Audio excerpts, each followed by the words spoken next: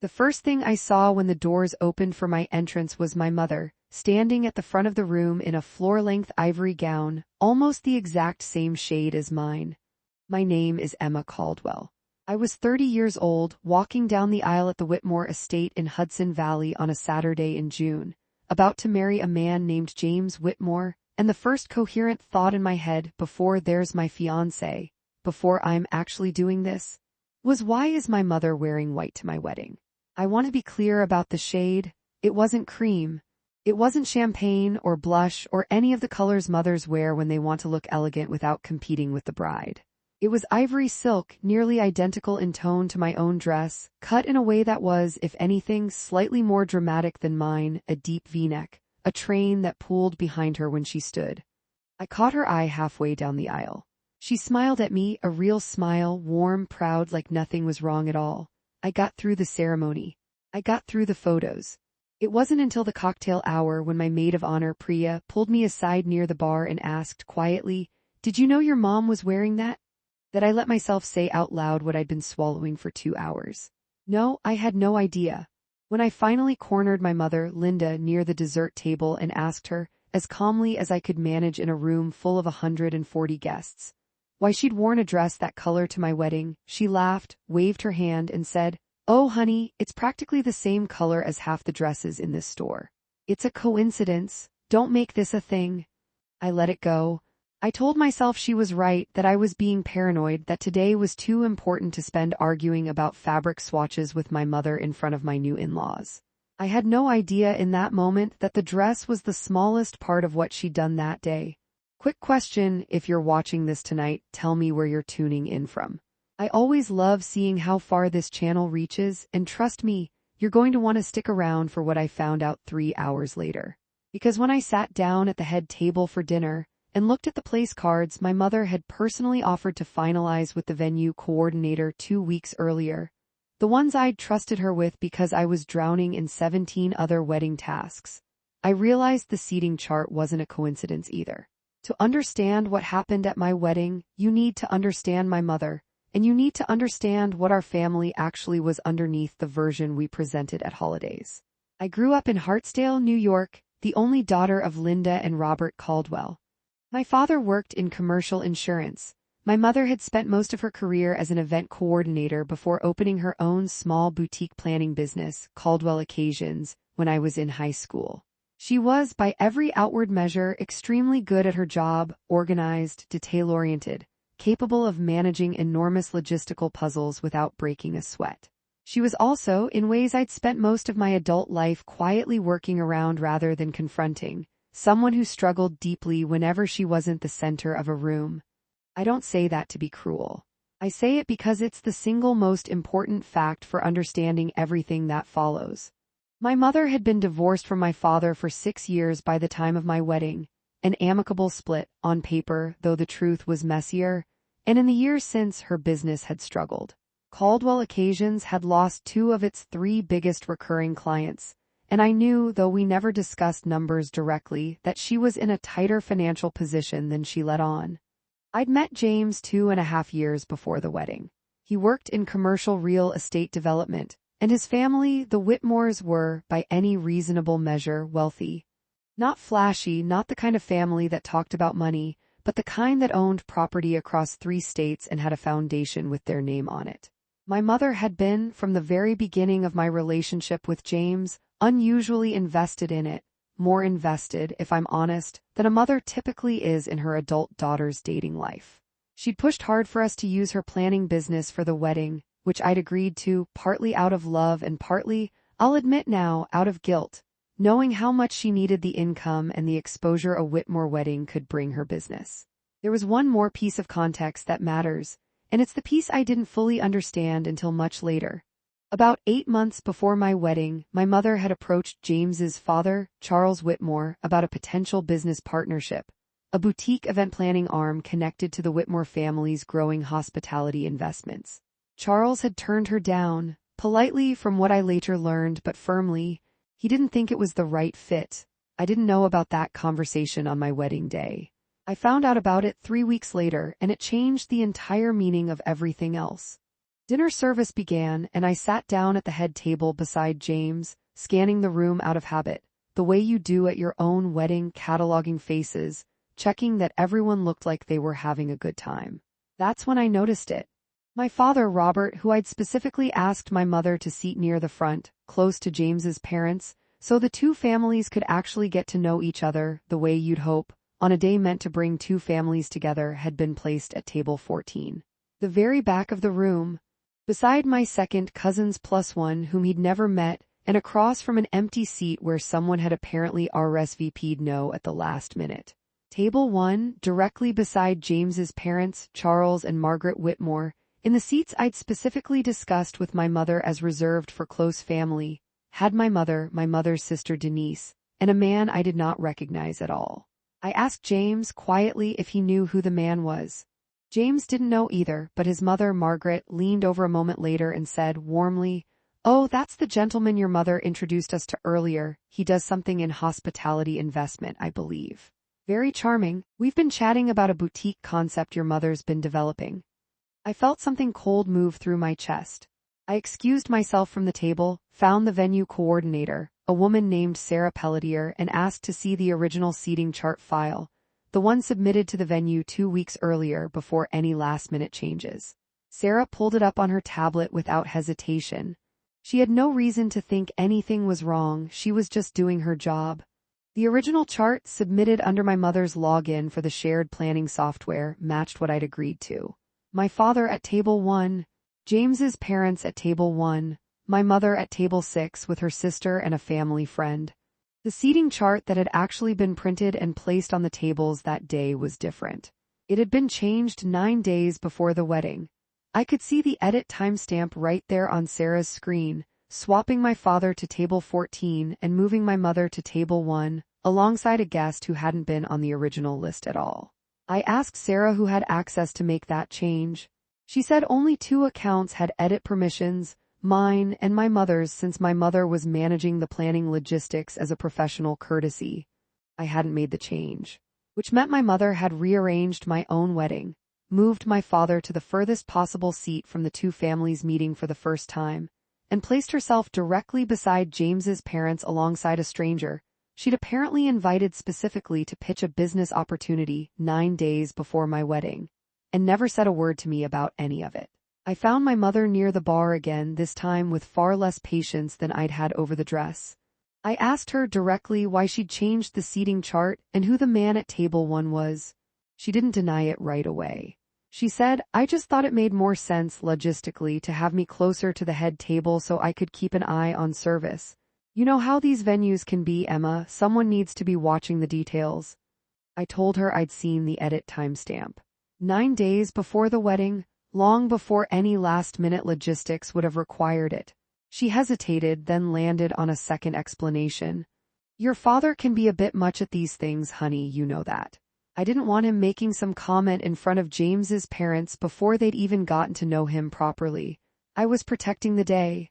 I want to be honest about something here. That explanation almost worked on me. My father, while a good man, could be socially awkward, prone to oversharing at exactly the wrong moment. It was a plausible story. It fit a version of my mother I'd known my whole life, overbearing, controlling, but ultimately trying in her own misguided way to protect me. I might have accepted it, moved on, chalked the whole day up to my mother being my mother if it weren't for one more detail that didn't fit: the man at table 1. I asked her again who he was. This time she didn't have a smooth answer ready.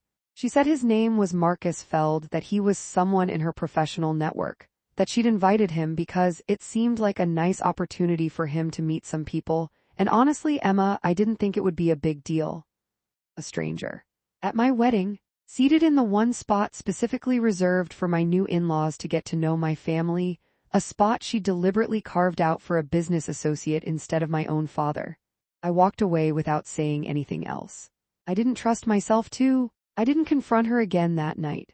I got through the rest of the reception on autopilot, the first dance, the toasts, the cake, smiling in every photograph while turning the pieces of that day over and over in my head.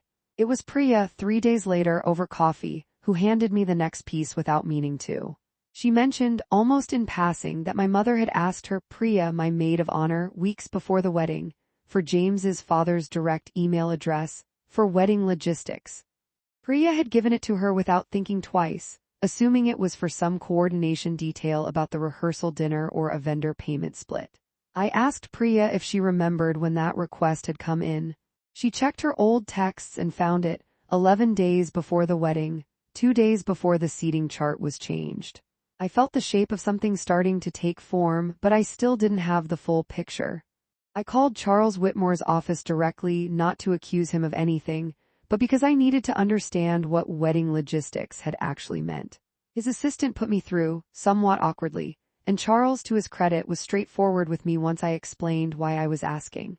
He told me my mother had emailed him 10 days before the wedding, introducing herself formally, and asking if he'd be willing to revisit a conversation they'd had 8 months earlier about a boutique event planning partnership, the one he'd already declined once. He said he'd politely deflected again, telling her he thought it was best discussed after the wedding if at all, given the timing. That's when he mentioned Marcus Feld, the man from Table 1. Charles said my mother had asked in that same email whether Charles would be open to meeting a colleague of hers with relevant hospitality investment experience at the wedding itself, since everyone would already be gathered. I sat with my phone in my hand for a long time after that call ended. My mother hadn't just worn a competing white dress out of some vague, thoughtless self-centeredness. She had used my wedding, the one day meant to be about James and me, as a staged business pitch. She'd engineered the seating chart specifically to place herself and a stranger beside my new father-in-law, after he'd already turned her down once, hoping that a warm, celebratory setting with no easy exit would finally get her the yes she couldn't get in a boardroom. And she'd moved my own father to the back of the room, not to protect me from his awkwardness, but because his presence at that table, the actual rightful presence of the groom's real in-law, would have made her staged introduction look exactly like what it was. I still didn't have the full financial picture, and I want to walk you through how I found it, because it mattered enormously to how I finally understood and eventually responded to what my mother had done. About 5 weeks after the wedding, while James and I were unpacking wedding gifts, I came across an unopened envelope addressed to me from Caldwell Occasions, my mother's own business, with an invoice inside for wedding planning services, itemized in detail. Buried in the line items, alongside catering coordination and floral logistics, was a charge I didn't recognize. Venue relationship development, $2,400. I called the venue directly and asked Sarah, the coordinator I'd spoken with on the wedding day, if she knew anything about that line item. She didn't. Caldwell Occasions hadn't paid the venue anything beyond the standard coordination fee already built into my contract. Whatever that $2,400 was for, it hadn't gone to the venue at all. I asked my mother about it directly, over the phone this time, not in person, because I genuinely wasn't sure I could keep my composure otherwise. She told me after a long pause that the charge covered networking expenses, a dinner she'd hosted with Marcus Feld 2 months before the wedding, where they discussed how best to position his hospitality investment group to potential high-net-worth clients. She'd billed it to my wedding under a vague label because, in her words, it was all connected to the event anyway, and I didn't think you'd notice or mind. That was the moment the full shape of it finally came together for me. My mother's business was struggling. She'd tried once formally to pitch Charles Whitmore on a partnership and been turned down. She'd spent money, my wedding money, technically, since I was the one paying her invoice, cultivating a relationship with a colleague she hoped could either invest in her business or serve as a wedge back into the Whitmore family's orbit. And when my wedding arrived, she saw an opportunity. A room full of exactly the right people, an occasion warm enough that no one would want to cause a scene, and a full day of access to Charles Whitmore that she'd never get any other way. She hadn't worn white by accident. I don't think that detail was calculated the same way the seating chart was. I think, honestly, it was simpler and sadder than that. She wanted, on some level, to be seen, to matter as much in that room as I did. But the seating chart, the invoice, the stranger at table 1, that part wasn't an accident or an emotional slip. That was a plan built weeks in advance, using my wedding as the vehicle. If you've ever realized a family member was using an important moment in your life for their own agenda, I want to hear about it. How far in advance do you think they'd planned it? Let me know down in the comments. I told James everything that weekend, the timestamp on the seating chart, Charles's account of the emails, the invoice, all of it laid out the way I'd laid it out for myself. He was quiet for a long time after I finished. Then he told me something that added one more piece I hadn't considered. His father had actually mentioned the wedding day conversation to him afterward, in passing, as an odd moment, but hadn't wanted to say anything more at the time because he didn't want to cause tension between me and my mother on top of everything else happening in our first weeks of marriage. James was angry, not loudly, but in the quiet, controlled way I'd learned was actually more serious for him than shouting. He felt his family had been used as a prop in someone else's business strategy, on a day that was supposed to be about two people committing to each other, not about pitch meetings disguised as place cards. We agreed together that I needed to have one more conversation with my mother, not to accuse her further since the facts spoke clearly enough on their own, but to understand, finally and honestly, whether she was capable of acknowledging what she'd actually done. I met my mother at her house 6 weeks after the wedding with the invoice, a printout of Charles's email correspondence, which he'd forwarded to me directly once I explained why I needed it, and the seating chart edit history Sarah had exported for me from the venue's system. I laid it all out on her kitchen table, the same table I'd done homework on as a kid. My mother's first reaction was defensiveness, the same instinct I'd seen at the dessert table on my wedding day. "You're twisting this into something it wasn't," she said. "I was trying to help my business. Is that such a crime? I've given you everything, Emma, and the one time I try to do something for myself." "At my wedding," I said. "You did it at my wedding? You moved Dad to the back of the room so a stranger could sit next to my in-laws. You billed me for a dinner that had nothing to do with my wedding. You wore white." She stopped at that. For the first time in the entire conversation, she didn't have an immediate defense ready. Eventually, she said something that was, in its own painful way, the most honest thing she'd said throughout the entire ordeal. "My business is failing, Emma. I'm 61 years old, and I've spent 30 years building something that's falling apart. And I watched you build this beautiful life with this family that has more security in one afternoon than I've had in a decade. I thought if I could just get one connection, one real opportunity out of that day, I could fix it myself, without asking you for money, without you having to know how bad it's actually gotten." I asked her why she hadn't just told me the truth, that her business was struggling, that she needed help. I told her I would have tried to help her if she'd simply asked, instead of using my wedding as a business development event without my knowledge or consent. She said quietly, "Because I didn't want to be the mother who needed rescuing on her daughter's wedding day. I wanted to walk in there and matter, not as someone's charity case, as someone who still had something to offer." I understood that, in a way I hadn't expected to. I understood the fear underneath it, of becoming irrelevant, of watching your child's new family have resources and stability you'd spent a lifetime chasing and never quite catching. That understanding didn't erase what she'd done, but it did change how I decided to respond to it. I didn't cut my mother off completely, though I know some people in my position would have, and I don't think they'd be wrong to. What I did instead took months to work out, and it wasn't clean or triumphant. It was slow, and it required boundaries I'd never had to set with her before. First, I told her I needed the $2,400 reimbursed, not because the money mattered enormously on its own, but because I needed something concrete, something institutional, to mark that what happened wasn't acceptable. She paid it back over 3 installments, the last one arriving 4 months after our conversation. Second, I told her I needed a real apology to my father, not a performative one, but an actual conversation between the two of them about what she'd done to him on that day, seating him at the back of his own daughter's wedding to make room for a stranger. That conversation happened eventually, though I wasn't in the room for it and don't know everything that was said. What I do know is that my father told me afterward that it was the first time in years he'd felt like she actually saw the impact of something she'd done, rather than just managing the fallout of being caught. Third, and this was the hardest boundary for both of us, I told her I couldn't have her manage anything logistically significant in my life going forward. Not because I thought she'd repeat exactly what happened at the wedding, but because I'd learned something important. My mother, under enough financial or emotional pressure, could convince herself that using me was actually a form of helping me. I couldn't take that risk again with anything that mattered. She didn't take that boundary well at first. There was a difficult stretch, about 2 months, where our conversations were short and strained, where I could feel her wanting to argue that I was overreacting, punishing her for a mistake she'd already tried to fix. But slowly, something shifted. She started asking about my life, actual questions, not logistics-adjacent ones. She started, for the first time I could remember, talking openly about her business struggles instead of hiding them behind a confident front. I think, in a strange way, being caught forced her into an honesty she'd never allowed herself before. Caldwell occasions didn't recover the way my mother hoped it would through Marcus Feld or Charles Whitmore. That door, understandably, stayed closed.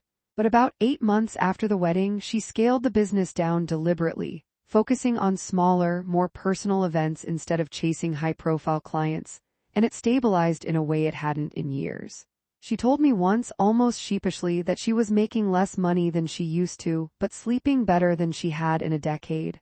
My father and I grew closer during that stretch in a way I hadn't expected. There was something about watching him handle the whole situation with more grace than I managed myself that made me understand him differently. Not as the awkward, easily dismissed parent my mother had always painted him as, but as someone who'd simply learned, a long time ago, not to fight for space in rooms where he wasn't wanted. James and I, for our part, spent the first year of our marriage having a version of a conversation most newlyweds probably don't expect to have this early. What boundaries look like with difficult in-laws, how much access is too much, how you protect a marriage from becoming collateral damage in someone else's unresolved issues. It wasn't the easiest way to start a marriage, but I think, in hindsight, it made us better at handling hard things together sooner than we might have otherwise. My mother and I had dinner, just the two of us, on the 1-year anniversary of my wedding. She brought up the white dress unprompted for the first time since that day. "I knew what I was doing when I bought it," she admitted. "I'm not going to pretend I didn't notice the color. I just couldn't admit that to myself at the time, that some part of me wanted to be seen as much as you were that day." It wasn't a grand, movie moment apology. It was quiet and a little sad, and more honest than almost anything she'd said to me in years. I think about that day less often now than I did in the months right after it happened, but when I do, I try to hold two things at once, because I've learned that's usually what the truth actually requires. My mother did something genuinely wrong. She used a day that wasn't hers to use, manipulated logistics she'd been trusted with, misled multiple people, and prioritized her own agenda over my father's dignity and my own wishes, all while telling me to my face that it was a coincidence. That's not a small thing, and I don't think time makes it smaller. And also, she was scared and proud, and running out of road in a career she'd built her whole identity around, and she made a series of bad decisions trying to solve a problem she was too ashamed to name honestly. That doesn't excuse what she did, but it does explain it, and somewhere in the last year I decided that explanation mattered to me, even if it never fully balanced the scale. I don't know if I would have found any of this out if I hadn't looked at that seating chart edit history the way I did. I think about how many brides, how many daughters probably never get that confirmation, never get the timestamp, the invoice, the email from the father-in-law who happened to be willing to tell the truth. I got lucky in a strange way that the evidence existed and that I had the presence of mind, in the middle of my own wedding reception, to go looking for it. My mother and I are not what we were before that wedding, and I've stopped expecting us to be.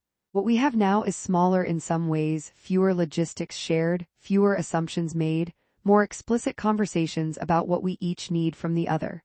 But it's also, strangely, more honest than what we had before, when I spent most of my adult life managing around her instead of actually talking to her.